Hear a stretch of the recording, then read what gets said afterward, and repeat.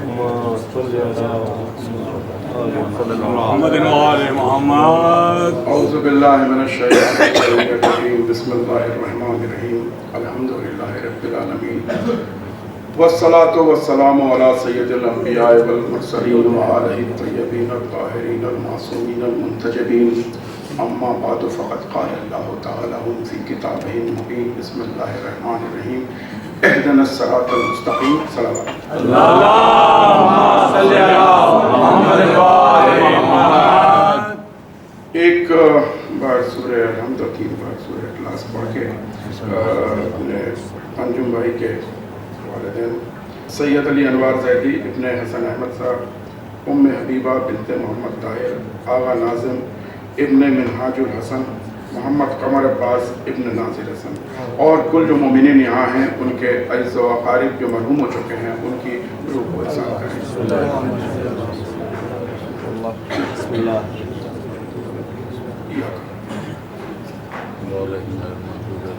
تو بسم اللہ.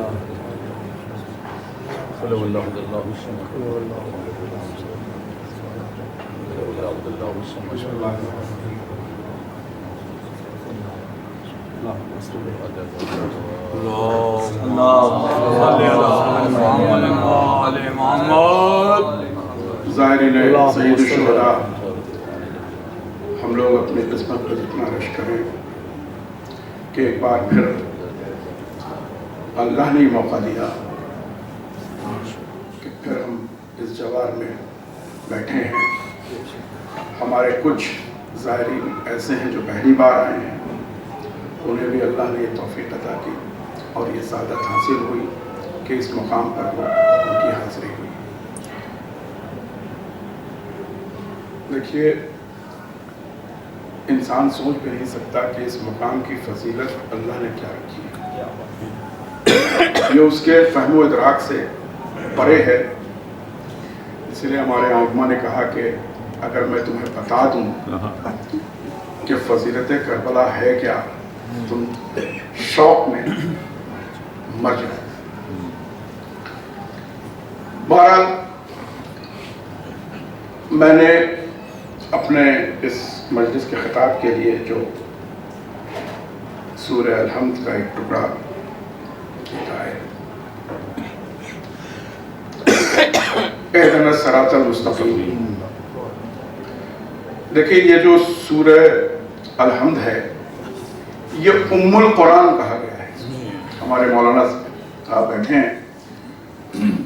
ام القرآن یعنی سارا قرآن اللہ نے اگر احیا کیا ہے اور اگر ایک جگہ جمع کر دیا جائے تو وہ سورہ رحمان ہے.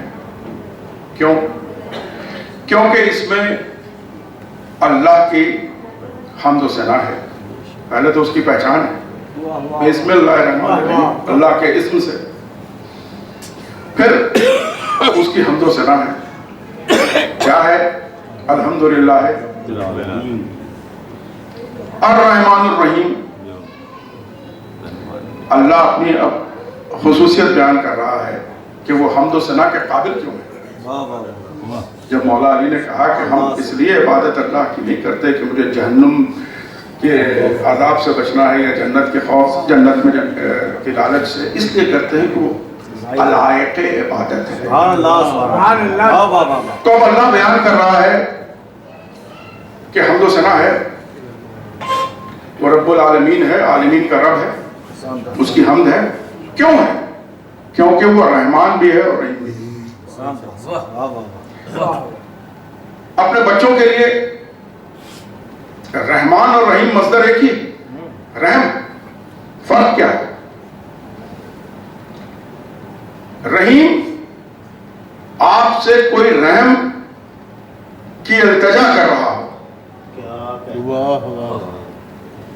تو التجا کے بعد جو رحم کیا جاتا ہے وہ ہے رحیم.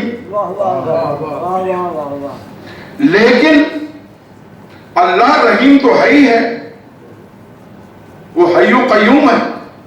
جب اس کی بارگاہ میں ہم ہاتھ اٹھاتے ہیں اور مانتے ہیں تو چونکہ رحیم ہے وہ رحم کرتا ہے، لیکن اس کے اوپر وہ ایک رحمان ہے. रहमान क्या है? वो जो नहीं मानता अल्लाह को उसको भी देता है, और जो नहीं मानता है उसको भी देता है। फिर रहमान की खासियत यह है कि न मांगे तब भी दे, न माने तब भी दे। ये रहमान। अब उसने ये बता दिया बिस्मिल्लाहिर्रहमानिर्रहीम अल्हम्दुलिल्लाहि रब्बिल आलमीन अर्रहमानिर्रहीम। अब कह रहा है कि देखो वो सब ठीक है, हम मालिक यौमिद्दीन हैं। अब अल्लाह आपको मुतनब्बे कर रहा है, तंबीह कर रहा है कि देखो एक दिन है जब तुम्हारे जज़ा और सजा का हिसाब होगा, और उस दिन के मालिक हम हैं। अब अल्लाह अपनी रबूबियत और अल्लाह अपने उसको कि अब उस दिन के तो मालिक हम हैं, उस दिन हिसाब किताब होगा। तो अल्लाह ने यह भी बावर करा दिया कि एक दिन आएगा जब मैं हिसाब किताब लूंगा। वो ठीक है, इम्मा शाकिर व इम्मा कफूरा, तुम चाहे राह शुक्र अख्तियार कर लो, चाहे राह कुफ्र अख्तियार कर लो, ये तुम्हारे ऊपर है कि तुम मेरे पास यौमिद्दीन किस रास्ते पर चल के आओगे। उस दिन के मालिक यौमिद्दीन, उस दिन के मालिक हम हैं, और उस दिन हम फैसला करेंगे। अब आगे दुआ है। अब अल्लाह, अब चूंकि उसने मखलूक तो बना दिया, अब उसने आदाब भी बताए कि तुम हमसे मांगो क्या, कैसे मांगो, क्योंकि इंसान नाकिस है। अब अल्लाह के हुजूर में अब वो जो मांगेगा तो कैसे मांगेगा, तो अब आपकी तरफ से अल्लाह बता रहा है कि एहदिना सिरातल मुस्तकीम। अब बंदा अल्लाह से रुजू कर रहा है, हिदायत कर, किस चीज के लिए? सीधे रास्ते पर जाने के लिए। आज मेरी गुफ्तगू का मौजू यही है कि अल्लाह बंदे से कह रहा है कि तुम मुझसे कैसे मांगो, क्या मांगो, क्योंकि उसने कह दिया कि मालिक यौमिद्दीन तो हम हैं, रास्ते दो हैं, तुम किस रास्ते से चल के आओगे ये तुम पर छोड़ दिया, लेकिन जज़ा और सजा का दिन है, उस दिन हम देखेंगे तुम्हें। अब तुम उससे बचोगे कैसे? तो अब कहता है एहदिना सिरातल मुस्तकीम, हिदायत कर दे परवरदिगार आलम के मैं सही रास्ते पर उसने और वाज़ेह कर दिया। इसके बाद क्या? मुझे उनके रास्ते पर ले चल जो सीधे रास्ते पर है, उनके रास्ते पर न ले चल जो टेढ़े और गलत रास्ते। अब यहां से फलसफा मशी शुरू होता है। अब यहां से फलसफा मशी शुरू। मशी कहते किसको? मशी कहते हैं किसी रास्ते पर चलने को, किसी रास्ते पर चलने को कहते हैं मशी। और मशी में मुशक्कत है, आसानी नहीं, इसीलिए उसको मशी कहा गया क्योंकि उसको मुशक्कत। अब अल्लाह कह रहा है, बता रहा है कि देखो रास्ते दो हैं, एक रास्ता है रहमान का और एक रास्ता है शैतान का।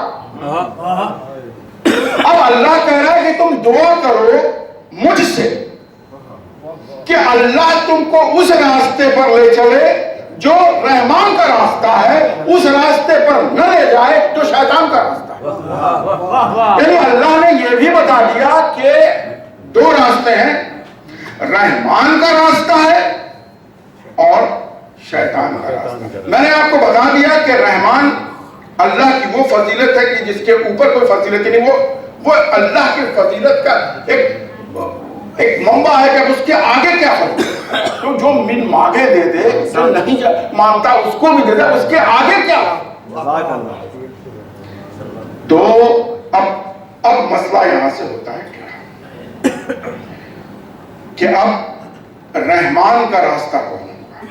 کیا کہنا ہے، واہ واہ۔ اب رحمان کا راستہ اللہ نے اب پھر قرآن سے رجوع ہے، سورہ مریم، اذا تتلی علیہم آیات الرحمن خروا سجدا وبکیا۔ واہ واہ واہ، اب اللہ بتا رہا ہے کہ اب رحمان کے بندے کون ہیں؟ دیکھیے اللہ کے بندے سب ہیں، رحمان کے بندے چند ہیں۔ یہ نہ سمجھیے گا کہ رحمان کے سارے بندے، اللہ کے بندے سب ہیں لیکن رحمان کے بندے چند ہیں۔ اب سورہ مریم میں اللہ یہ بتا رہا ہے کہ اب رحمان کے بندے کون ہیں، یہ خاصیت بیان کر رہا ہے۔ کیا کہہ رہا ہے؟ آیت الرحمان۔ اب رحمان کی باتیں جب ان بندوں کے سامنے کی جاتی ہیں تو وہ کیا کرتے ہیں؟ اب وہ خاصیت بیان کر، آپ سمجھیں گے کیسے کہ یہ رحمان کا بندہ ہے، اللہ کے سارے بندے، لیکن رحمان کا بندہ کیسے آپ پہچانیں گے؟ تو اب اللہ کہہ رہا ہے کہ جب ان کے سامنے رحمان کی باتیں بتائی جاتی ہیں تو یہ کیا کرتے ہیں؟ دو چیزیں کرتے ہیں، یہ سجدے میں گر جاتے ہیں اور بآواز روتے ہیں، سجداً وبکیا۔ دو ہی صفت بتائی رحمان کے بندے، یا تو نہیں، دونوں، وہ سجدے میں جائیں گے اور سجداً وبکیا، یعنی اب اللہ نے بتا دیا یہ سورہ مریم ہے، یہ کوئی روایت نہیں میں بیان کر رہا، یہ سورہ مریم میں اللہ بتا رہا ہے کہ رحمان کے بندے ہیں کون، پھر وہ اس کی خاصیت بتا رہا ہے، اور خاصیت بتا یہ رہا ہے کہ جب اللہ کی باتیں کی جاتی ہیں تو ان میں دو صفت پائی جاتی ہیں، یا تو انہوں نے غلط کر دیا، دونوں سجدے میں جائیں گے اور بکا، حسن اور بکا میں فرق یہی ہے، حسن جو ہے بآواز نہیں ہوتی، بکا بآواز ہوتی ہے رونے۔ اب یہاں پر بات کہی جاتی ہے کہ اب رحمان کے بندے ہیں کون؟ دو ہی خاصیت ہے، دو ہی خاصیت، میں پھر کہہ رہا ہوں دو ہی خاصیت ہے، اس کو نمازی ہونا ہوگا اور رضاکار ہونا ہوگا۔ بغیر نمازی اور بغیر رضاکار کے وہ رحمان کا بندہ نہیں ہو سکتا، اللہ کا بندہ نہیں ہو سکتا۔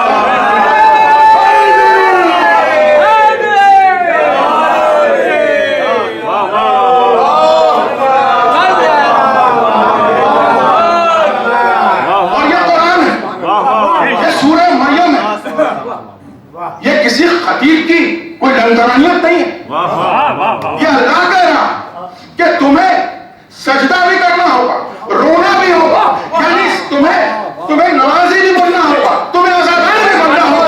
جب یہ دونوں چیزیں تمہیں منجمد ہو جائیں گی تب تم رحمان کے بندے کے قابل بنو گے۔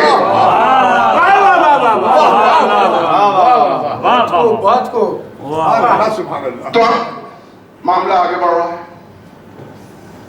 کہ پہلے تو صراط مستقیم ہے جو رحمان کا راستہ ہے، اب رحمان کے بندے کون ہیں یہ بھی کلیئر ہو گیا، اللہ ہی نے کوئی چیز کہی ہے۔ اب چھٹے جا رہے ہیں کچھ ہی لوگ ہیں۔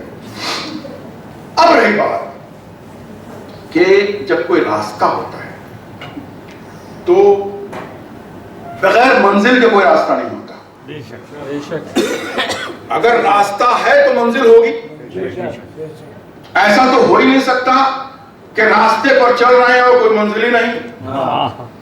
تو یہ جو صراط مستقیم ہے جو اللہ نے کہا کہ یہ اچھا یہ ہے کہاں، دنیا میں ہی ہے، تو اس صراط مستقیم کی منزل کیا ہے؟ بغیر منزل کے تو کوئی راستہ ہی نہیں، ایسی چلتے رہیے۔ تو صراط مستقیم ہے تو منزل ہے، اب منزل کیا ہے؟ کوئی تو منزل ہوگی جس پر اللہ کہہ رہا ہے اپنے خاص بندوں کو کہ چلو صراط مستقیم پہ. اب منزل کیا ہے؟ منزل کتنی دیکھیے صراط مستقیم کی اگر کوئی منزل ہوگی تو منزل بھی اتنی ہی عظمت کی حامل ہوگی. بے شک بے شک. جس کے لیے اللہ بندے سے کہہ رہا ہے کہ تم تمنا کرو کہ صراط مستقیم پر چلو، مجھ سے دعا کرو، اور اس کے لیے تمہیں میرا بندہ رحمان کا بندہ ہونا ضروری ہے. تو اب وہ منزل کیسی ہوگی جس پر صراط مستقیم ہے؟ کیونکہ مالک یوم الدین ہے، یوم الدین تو اسی راستے پر چل کے اس دن پہنچے گا. تو وہ منزل کیا ہے؟ دنیا میں وہ منزل کیا ہے؟ اب منزل ایسی ہو جہاں انسان کے دلوں میں اور دماغ میں اٹھنے والے ہر سوال، ہر وسوسے، ہر کنفیوژن کا جواب ہو. کوئی تو ایک ایسی منزل ہو جہاں میرے کسی بھی سوال جو ذہن میں آ رہا ہے، اللہ نے اس انسان کو تو دماغ ہی تو دیا، اسی بنا پر تو وہ اشرف المخلوقات کہلایا، احسن تقویم کہلایا، اور اس کے ذہن پر کبھی اس نے تالا نہیں بٹھایا، بلکہ اس نے کہا کہ میں نے تمہیں سبیل کر دی تمہارے ہدایت کی. اِنَّا هَدَيْنَاهُ السَّبِيلَ إِمَّا شَاكِرًا وَإِمَّا كَفُورًا. ہم نے تمہارے لیے سبیل کر دی، ہدایت کی، لیکن پھر تمہیں کھلا چھوڑ دیا. اب تم چاہے راہ شکر اختیار کرو، چاہے راہ کفر اختیار کرو. یعنی اللہ نے انسان کے ذہن پر کوئی تالا نہیں بند کیا. سوال جواب ہوگا، یوم الدین ہے، وہ سوال جواب ہوگا اس دن. لیکن دنیا میں تو اب انسان کے ذہن میں اٹھنے والے سوالات کا جواب کون سی منزل دے گی؟ اگر سوال ویدانیت کا ہے تو جواب کون سی منزل دے گی؟ اگر سوال انسانیت کا ہے تو جواب کون سی منزل دے گی؟ اگر سوال اخوت کا ہے، بھائی چارگی کا ہے، تو کون سی منزل جواب دے گی؟ ایثار و قربانی کا ہے تو کون سی منزل جواب دے گی جو اس کو سیٹسفائی کر سکے؟ اگر بات عبادت کی ہے، عبادات کی ہے، تو کون سی ایسی منزل ہے جو ہمیں عبادت کے لیے ہمیں سیٹسفائی کر سکے؟ اگر رشتہ داری ہے، کیونکہ اس دنیا میں ہسٹری میں ہم نے دیکھا کہ ہر رشتے مسمار ہوئے ہیں، کوئی ایسا رشتہ نہیں تھا جو کبھی نہ کبھی کہیں نہ کہیں مسمار نہ ہوا ہو. لیکن کوئی ایک منزل تو ایسی آئے جہاں ہر رشتے کی پاسداری ہو رہی ہو، ہر رشتے کی کس طرح سے قرآن میں موجود ہے. کیا مثال ہے، کس طرح سے نبیوں کی بیویاں، کس طرح سے ان کے بیٹے، بھائی، یہ ساری چیزیں قرآن میں موجود ہے. ایک جگہ تو ہو کہ اللہ سے انسان کہے کہ پروردگار عالم کوئی ایک منزل تو بتا دے جہاں میرے ہر سوال کا جواب مل جائے کہ یہ سارے ریلیشن جو ہیں یہ کیسے استعمال ہوں گے، کیسے نبھائے جائیں گے. سبحان اللہ سبحان اللہ.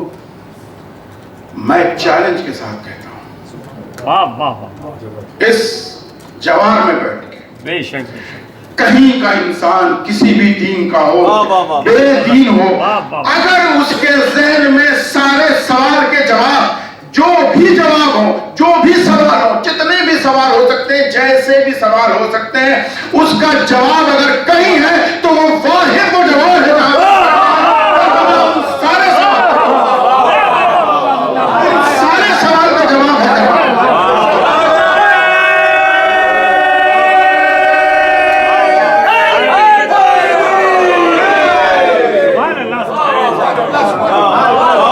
لہذا اگر صراط مستقیم کی کوئی منزل اس دنیا میں ہو سکتی ہے تو سوائے کربلا مولا کیا کوئی ہو ہی نہیں سکتی. اور شاید اسی لیے اللہ جہاں ہے اسے عرش مولا، دو ہی تو مولا ہے، ایک عرش مولا ہے، ایک کربلا ہے، ایک وادی مقدس ہے، ایک کربلا مقدس ہے.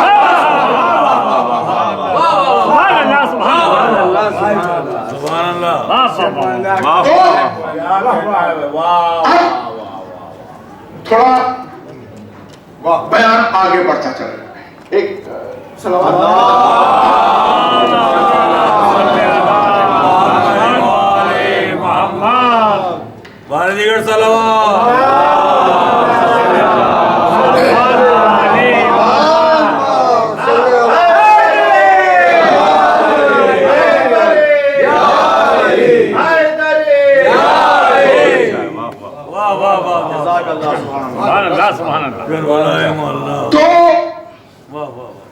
کچھ باتیں پھر سے ایک ترتیب دے دیں. صراط مستقیم ہے, صراط مستقیم کی ایک منزل ہے. یہ صراط مستقیم جو ہے یہ رحمان کی منزل ہے. اب یہ رحمان جو ہے اس کے بندے کون ہیں؟ اب یہ سورہ مریم میں اللہ نے خود ہی بتا دیا کہ یہ رحمان کے بندے کون ہوں گے. اب یہ رحمان کے بندے جب اللہ سے دعا کر رہے ہیں کہ مجھے ایسے راستے پر لے جا جو صراط مستقیم ہے, منزل کچھ اور صاف ہو گئی. اب قرآن کیا کہہ رہا ہے؟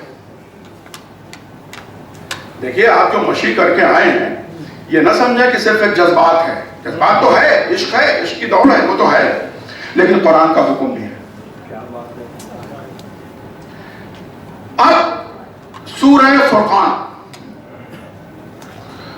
وعباد الرحمن. اب رحمان کے بندوں سے خطاب ہے اللہ کا. الذین یمشین فی الارض. اب اللہ کہہ رہا ہے کہ سنو, اب تم کو ہم نے بتا دیا کہ رحمان کے بندے کون ہیں. اب جب یہ بتا دیا پھر سے, رحمان کے بندے وہ ہیں جو نمازی بھی ہیں اور روزہ بھی ہیں. یہ تو اللہ نے سورہ مریم میں بتا دیا.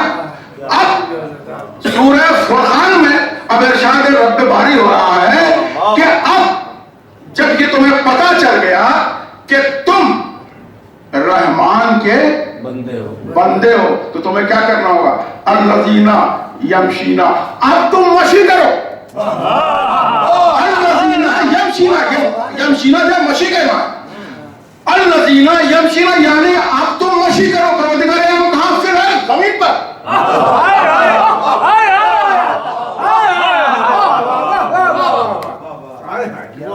سورہ فرقان میں اللہ آپ سے مطالبہ کر رہا ہے. جب اس نے آپ کو بتا دیا کہ آپ رحمان کے بندے ہو, تب جب یہ سند مل گئی کہ تم رحمان کے بندے ہو, تب اب ارشاد ربی بھاری ہو رہا ہے الذین یمشینا. اب تم مشی کرو اس ارض پہ, اس دھرتی پہ, اس زمین پہ. آپ جو یہ مشی کر رہے ہیں یہ عشق کی دوڑ تو ہے, لیکن اللہ کا مطالبہ بھی ہے. جو سورہ فرقان میں وہ مطالبہ کر رہا ہے, آپ اللہ کے اس مطالبے کی پیروی کر رہے ہیں. سبحان اللہ, سبحان اللہ. اچھا,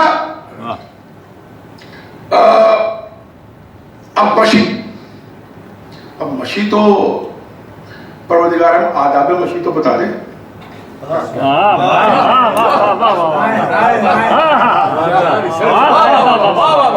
سبحان اللہ, سبحان اللہ. اب سورہ لقمان, واقصد فی مشیئک کا, جب تم قصد کر لو مشی کرنے کا, واقصد فی مشیئک کا, واخذ فی صوتک کا. اب کہہ رہا ہے پروردگار عالم, یہ بھی بتا رہا ہے کہ اب مشی کے آداب کیا ہوں گے. مشی تو کرو لیکن اس کے آداب کیا ہوں گے. اب کہہ رہا ہے کہ تم قصد کر لو مشی کا تو کیا کرے گا؟ وَأَغْضُضْ فِي صَوْتِكَ. دیکھو جب تم مشی کرنا بہت تیز قدموں سے مت چلنا, نہ بہت تیز چلنا نہ بہت سلو چلنا. کیوں؟ کیونکہ تم رحمان کے بندے ہو, تم میں تکبر نہیں آنا چاہیے. مجھے اسٹیمنا بہت ہے, میں بہت مضبوط ہوں, میں تو ایک دن میں کر لوں گا, میں 2 دن میں کر لوں گا. اللہ نے روک لگا دی, دیکھو ایسا نہیں کرنا. نہ زیادہ تیز چلنا نہ زیادہ سلو چلنا. کیوں؟ تاکہ سب کو ساتھ لے جاؤ, کسی کو چھوڑ کے آگے نہ بڑھ جاؤ.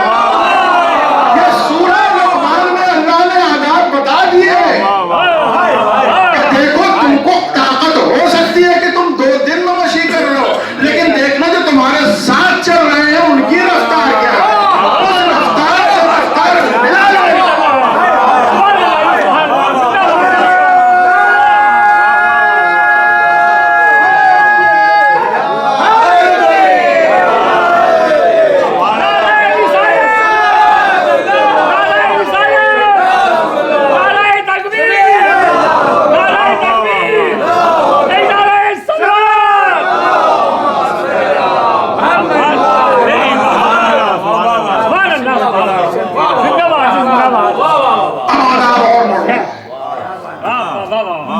سورہ ملک 67 آئے واہ واہ واہ امنی یمشی سینا وصراط مستقیم. سنو تم جب مشی کرو سر جھکا کے نہ کرنا. کیوں؟ کیونکہ تم رحمان کے بندے ہو. صراط مستقیم پر چلو. سر جھکا کے چلنے کی ضرورت نہیں ہے بلکہ سر اٹھا کے چلو. کیوں؟ کیونکہ یہ صراط مستقیم ہے.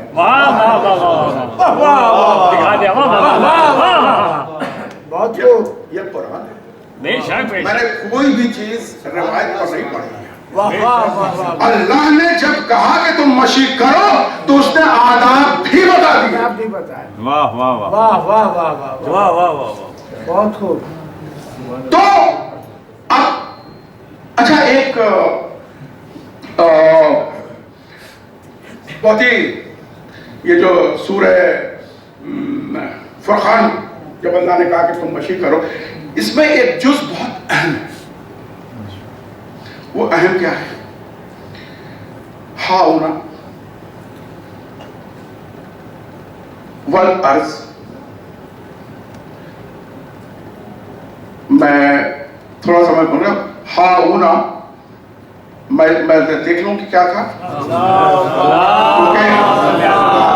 ہاؤنا وَإِذَا خَطَبَهُمْ الْجَاهِلُونَ قَالُوا سَلَامًا. اب اللہ کیا کہہ رہا ہے اس میں؟ اب اللہ کہہ رہا ہے کہ دیکھو جب تم یہ مشی پر جاؤ گے تو کچھ لوگ تم پر طنز کریں گے.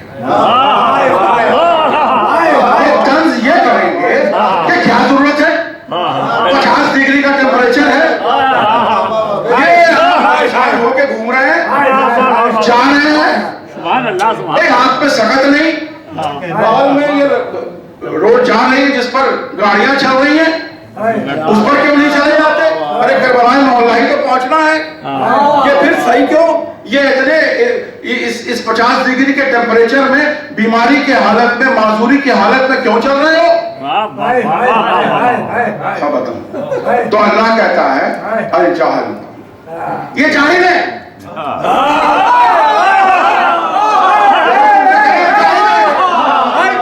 لیکن چونکہ اللہ نے کہا یہ طنز کر رہے ہیں تو اللہ نے بھی ان پر طنز کرنے کو کہا کہ قالوا سلاما. ان سے کلام نہ کرنا, ان سے جلائے نہ کرنا کیونکہ یہ جاہل ہے. ان کو سلام کرو آگے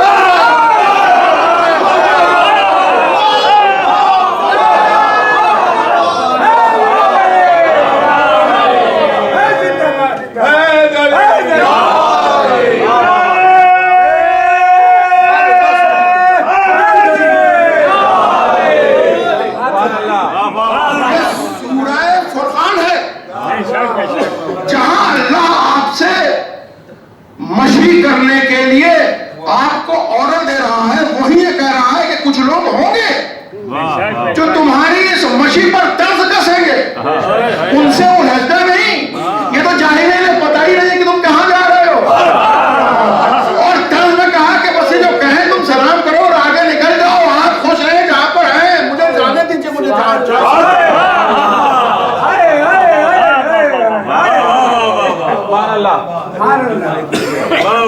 یہ قرآن ہے.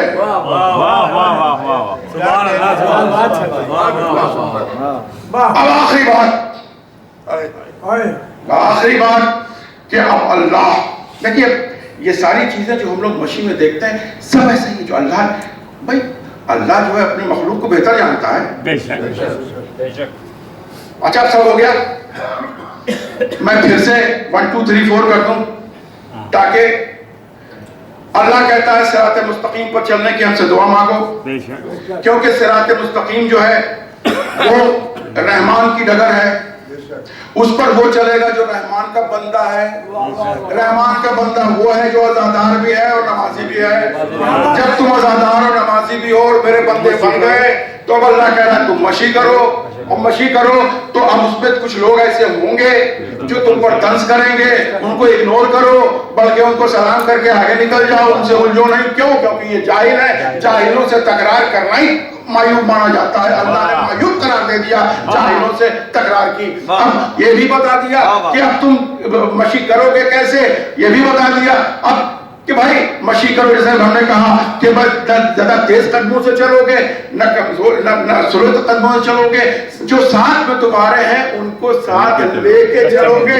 اور سنو, چونکہ تم احسن تقویم ہو, تم صراط مستقیم پر چل رہے ہو, تم ربانی کے بندے ہو, تم رحمان کے بندے ہو, لہذا تمہیں سر جھکا کے چلنے کی ضرورت نہیں, تم اکڑ کے چلو, کیونکہ تم رحمان کے بندے ہو اور صراط مستقیم پر چل رہے ہو, تمہاری منزل کا بڑا ہے.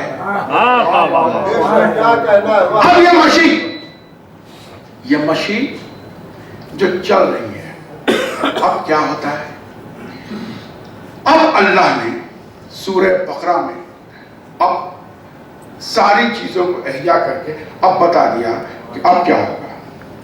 تو کہتا ہے وَلَا تَحْسَبُنَّ الَّذِينَ قُتِلُوا فِي سَبِيلِ اللَّهِ أَمْوَاتًا. سنو, اس راہ میں جو تم چل رہے ہو سکتا ہے بم پھٹے, ہو سکتا ہے میزائلیں آئیں, اور ہو سکتا ہے کہ تم قتل کر دیے جاؤ, ہو سکتا ہے اس گرمی کے لو میں کچھ لوگ مر جائیں, ہو سکتا ہے کسی کو ہارٹ اٹیک ہو جائے, ہو سکتا ہے کوئی بیماری سے آ رہا ہو اور راستے میں مر جائے.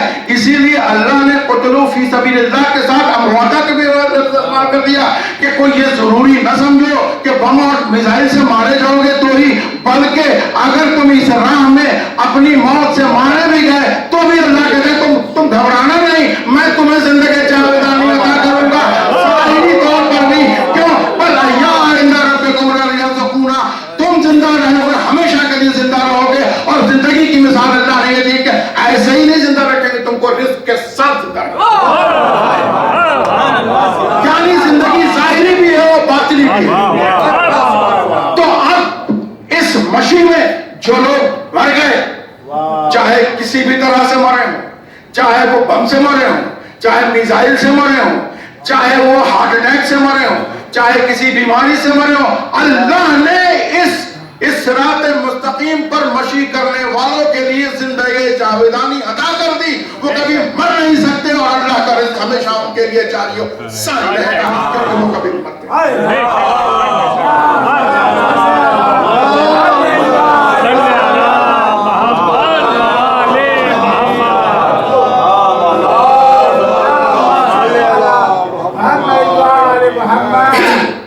دیکھیے یہ مشی کب سے یہ مشی سنتے آ رہے ہیں. جتنی کتب حدیث ہیں اللہ نے, یہ حدیث قدسی بھی ہے, حدیث قدسی کہتے ہیں جس کا اللہ ہی خود ہی اس کا کہنے والا. اللہ نے کہا کہ ہم نے جتنے, کیونکہ پہلا بندہ بنایا ہادی بنا کے بھی, تو آدم سب سے پہلے آئے وہیں سے.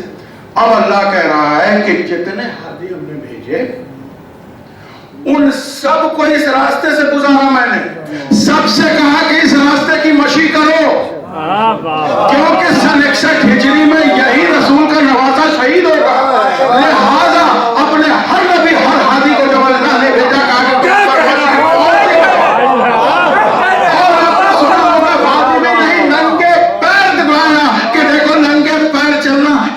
یہ مقدس ہے.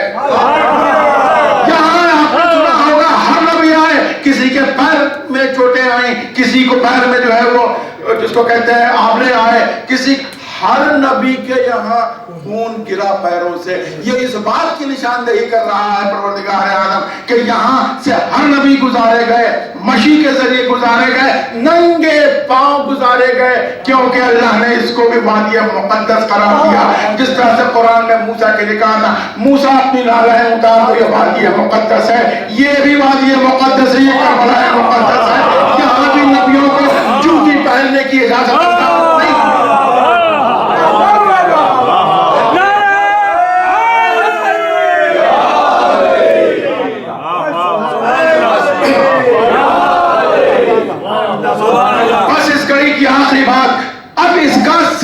ثواب تو اللہ ہی دیتا ہے, لیکن اس کی نشاندہی کرتا ہے امام میرا. امام جعفر صادق نے کہا، لیکن وہ امام تو بھائی ناصر خدا ہے نا، تو وہ جانتے ہیں کہ بھائی سب کے بس کی بات نہیں کہ بصرہ سے 500 کلومیٹر کی دوری طے کر کے کربلا آئے گا، انبار سے 100 کلومیٹر کی دوری طے کر کے آئے گا، کوٹ سے 250 کلومیٹر کی دوری طے کر کے آئے گا، بغداد سے 110 کلومیٹر کی دوری طے کر کے، ناصریہ سے 250 کلومیٹر دوری طے کر کے آئے گا، نجف سے 100 کلومیٹر، ہر کے بس کی بات نہیں، اس میں جذبہ ہے لیکن اس میں اتنی استطاعت نہیں ہے۔ تو اب جہاں قرآن خاموش ہوتا ہے وہاں قرآن ناطق جو ہے گھبرانے کی بات نہیں ہے۔ کچھ لوگ ہیں 327 تک پیدل چلے، اس کے بعد آگے کیا کہنا ہے؟ کچھ 212 تک چلے، کچھ 10 پول چلے، آگے۔ اب امام کو اپنے چاہنے والوں کی کتنی فکر ہے؟ وہ کہتے ہیں امام جعفر صادق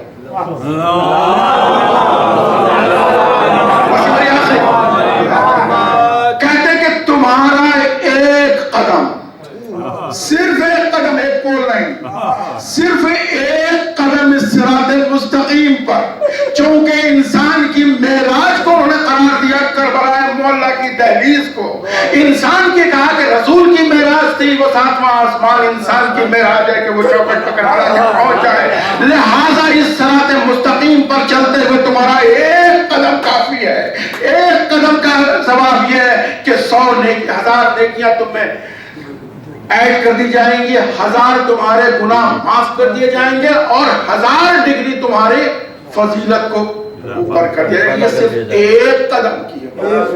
لہذا وہ لوگ بھی اپنا دل چھوٹا نہ کریں جو 1452 پول طے کر کے نہیں آئے، کیونکہ ان کا ایک قدم بھی امام جعفر صادق کا ہے۔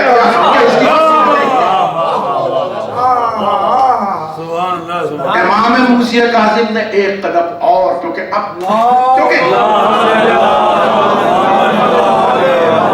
استطاعت کی بات ہے نا، اللہ کبھی اپنے بندوں پر اتنا بوجھ نہیں ڈالتا جس کے وہ قابل ہی نہیں۔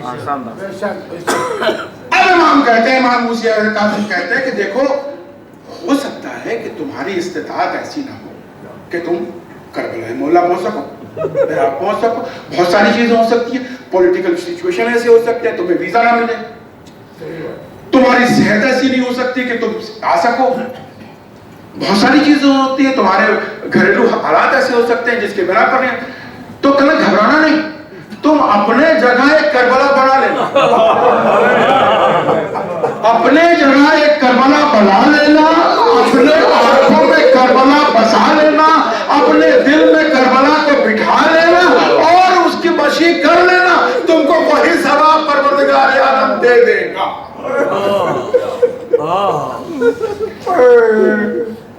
یہ تو لہذا ہم جو اس جوار میں بیٹھے ہیں، آپ سمجھ سکتے ہیں کہ آپ جو مشی کر کے آئے ہیں اور جنہوں نے ایک قدم بھی مشی کے لئے کر دیا ہے، پروردگار عالم اس کا کیا ثواب دیتا ہے، کیا ثواب دیتا ہے جس کو آپ سوچ بھی نہیں سکتے۔ اور یہ مشی جیسا کہ میں نے پھر دوہرا رہے ہیں، یہ عشق کی دوڑ تو ہے، لیکن ضرور قرآن اللہ کا یہ مطالبہ بھی ہے، لیکن یہ مطالبہ صرف اور صرف ان سے ہے جو اللہ کے بندے سب ہیں، رحمان کے بندے ہیں، جو نہیں آ رہے ہیں نہیں آئے، اسی تو اللہ کہہ رہا ہے ان سے جرا کرنے کی ضرورت ہی نہیں، انہیں تو پتہ ہی نہیں، تو جاہلیت میں ہے، وہ جاہل ہے، ان سے تکرار کرنے کی بھی ضرورت ہے، جب وہ رحمان کے بندے ہی نہیں ہیں تو ان سے کوئی تکرار کیا ہے۔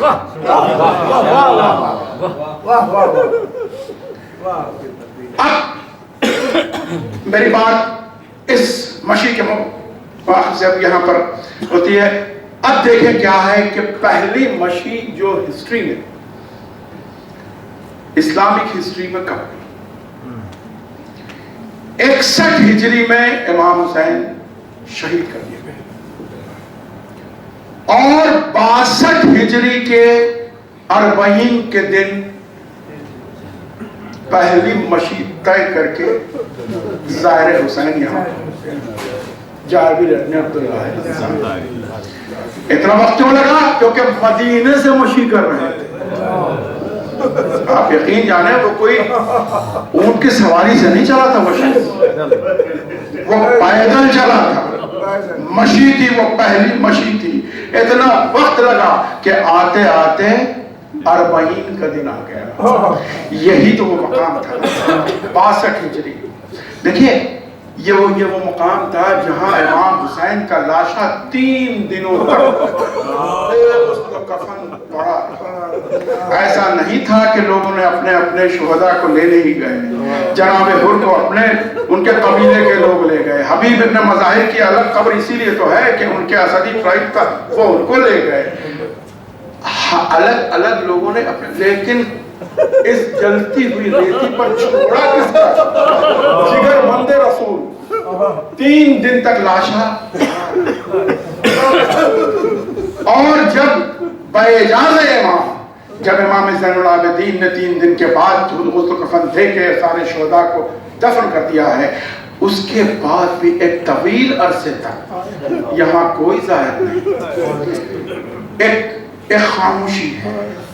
اسی لیے تو شاعر نے کہا کہ تیری غربت تیری اللہ سے دیکھی نہ گئی. اس نے ایک قوم بنائی تیرے ماتم کے لیے, قوم وہ قوم جو جیتی ہے تیرے غم کے لیے, آہ سوزا کے لیے, گریہ پیہم کے لیے, اور جس کی مٹی جو گوندی گئی وہ عشق سجاد سے گوندی گئی. اور لیکن وہی ہے کہ اللہ کو یہ غربت دیکھی نہ گئی. اس نے پھر ایک قوم ایسی بنا دی. اب آپ دیکھیں لاکھوں کروڑوں کا یہ مجمع, یہ کیا ہے؟ یہ اللہ کا ایک نظام ہے.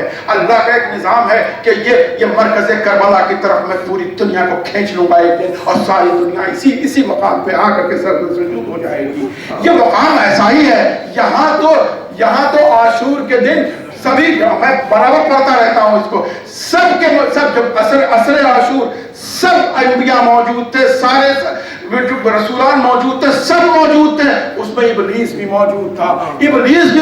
حدیث قدسی ہے, ایک روایت ہے نا کہ یزید بھی موجود تھا. یزید نے وہ حسین کا وہ سجدہ دیکھا جو 1900 زخم کھا کے, اور اس کے بعد سر سجدے میں ہے, اور کل خنجر سے حسین کا گلا کاٹا جا رہا ہے. وہ سجدہ دیکھ کے ابلیس نے اللہ کی طرف کہا, پروردگار عالم تو نے اگر مجھے اول یہ سجدہ دکھا دیا ہوتا تو میں اس سجدے سے انکار نہ کیا ہوتا.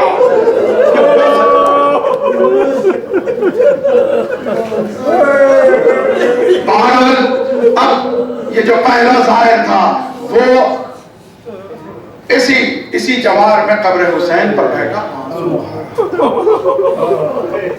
اس نے یہ دیکھا کہ قبر حسین میں متزلزل ہوا, اور قبر حسین سے آواز آئی, جابر اب تم یہاں سے دور چلے جاؤ. جابر پریشان ہو گیا, ہاں جو مولا کوئی بے ادبی تو نہیں ہو گئی؟ حسین نے کی آواز آئی, نہیں جابر اب تم تھوڑا دور آ کے چلے جاؤ. اب میری بہن اپنے لٹے ہوئے دوسرا لے کے میری طرف آ رہی ہے, تم اتنے دور چلے جاؤ کہ اس کے آفا کی آواز تمہارے کانوں تک نہ پہنچے. جابر دوڑتے ہوئے دور گئے. اب زینب یہ قافلے کو لے کے 40 کے دن اب حسین کی قبر پر پہنچی, اور روایت میں ہے, مقاتل میں ہے, یہ مقدرات عظمت اتری نہیں, اپنے آپ کو گرا دیا, اپنے آپ کو اونٹوں سے گرا دیا, کجاووں سے گرا دیا حسین کی قبر پہ, اور زینب لپٹ گئی. بھیا میں رسول میرا پسند بستا نہیں ہوں. آج زینب کوفہ اور شام کو فتح کر کے تیرے جوار میں آئی ہے. تیرے پیغام کو میں نے اس جگہ عام کیا جہاں زینب بے مقرع چادر کی پشت سے رسی بندھی تھی, لیکن اس وقت بھی تیرا پیغام میں زمانے کو دیتی رہی. اور ایک اور بابا تھا, امام زین العابدین آگے بڑھے, پھوپھی کا شانہ پکڑا, پھوپھی کو اٹھایا. اب آپ پہلے حرمین تو دکھائیے نا. اب زینب اپنے پورے قافلے کو لے کے حسین کی قبر سے اب کدھر جا رہی ہے؟ وہ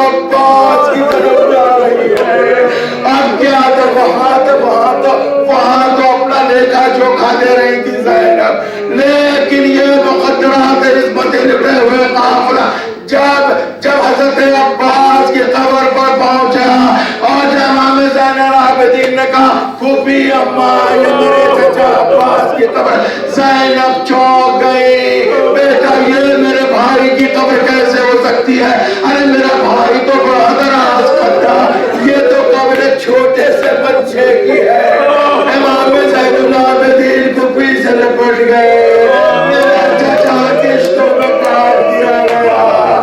اب یہ مقدرات اس وقت نے اپنے آپ کو حضرت عباس کی قبر پر گرا دیا، عرش دعا شروع ہوا۔